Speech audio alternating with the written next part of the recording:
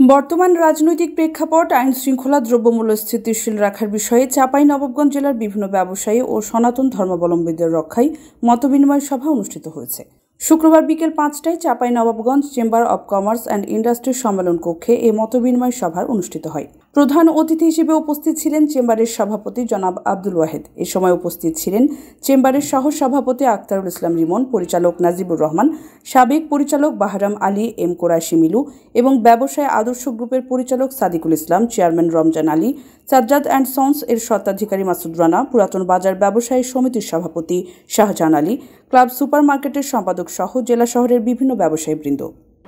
তত্ত্বাবধায়ক সরকার যিনি প্রধান হয়েছেন, আমি নবনির্বাচিত তত্ত্বাবধায়ক সরকার প্রধান প্রফেসর ইউনুস সহ আমরা নবনির্বাচিত তত্ত্বাবধায়ক সরকারকে আমরা অভিনন্দন জানাচ্ছি। সাথে সাথে যেসব আমাদের ছাত্র, যুবক এবং শিশু এবং পুলিশ থেকে শুরু করে পথচারী ব্যবসায়ী আত্মহত্যা দিয়েছেন, তাদের কাছে, আল্লাহর কাছে তাদেরকে শহীদ হিসেবে স্বীকৃতি দানের জন্য দোয়া করছি। সাথে সাথে আমাদের প্রায় 10 থেকে 12,000 ছাত্র, যুবক, কৃষক, পথচারী নাগরিক আজও গুলিবিদ্ধ অবস্থায় চিকিৎসাধীন আছেন। আল্লাহ তাদেরকে সুস্থতা দান করুক এই কামনা করছি। আমি আপনাদের কাছে আজকে বলতে চাই যে নতুন যে সূর্য উঠেছে গতকালকে রাত্রে 8টার পরে থেকে, এই সূর্যকে কাজে লাগিয়ে বাংলাদেশকে নতুনভাবে সংস্কার করে একটি সুন্দর বাংলাদেশ যেন আমরা গড়তে পারি, এই জন্য সবাইকে আমাদের কাজ করতে হবে।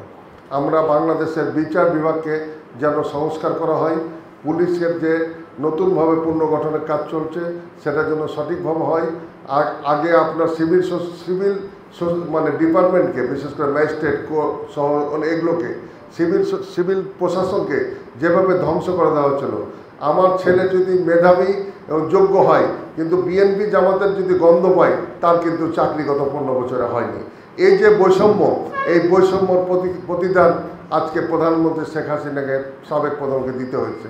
আপনারা জানেন যে যে সময়তেই যে তার বাবা 73-এ এমন একটা অবস্থা করেছিল, বাংলাদেশের মানুষ আপনার তার হত্যার পরে আলহামদুলিল্লাহ বলেছিল, মিষ্টি খেয়েছিল।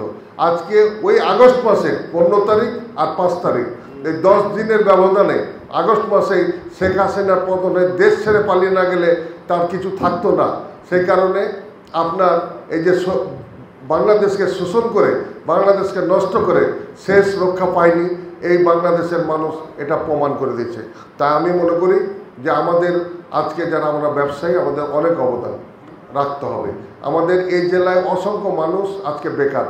আমাদের ব্যবসা বাণিজ্য সঠিকভাবে যেন পরিচালিত হয় সেটা যেমন দেখতে হবে। আমাদের সোনা মসজিদ স্থলবন্দর, এটা আমার হাত দিয়ে করা 91 সালে।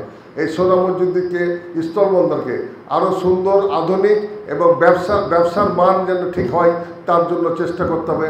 পাশাপাশি ওইখানে যে চাঁদাবাজি, দুর্নীতি এবং পানামার কিছু বিষয় নিয়ে যে বিতর্ক আছে, এগুলোকে আমরা আলাপ আলোচনা করে নিরসন করে সোনা মসজিদকে একটি শক্তিশালী অর্থনৈতিকভাবে আমরা ওইখানে যেন মানুষের কর্মসংস্থান, ব্যবসা বাণিজ্য ঠিক হয়, তার জন্য যা যা করার আমরা সরকারের মাধ্যমে এটি করব।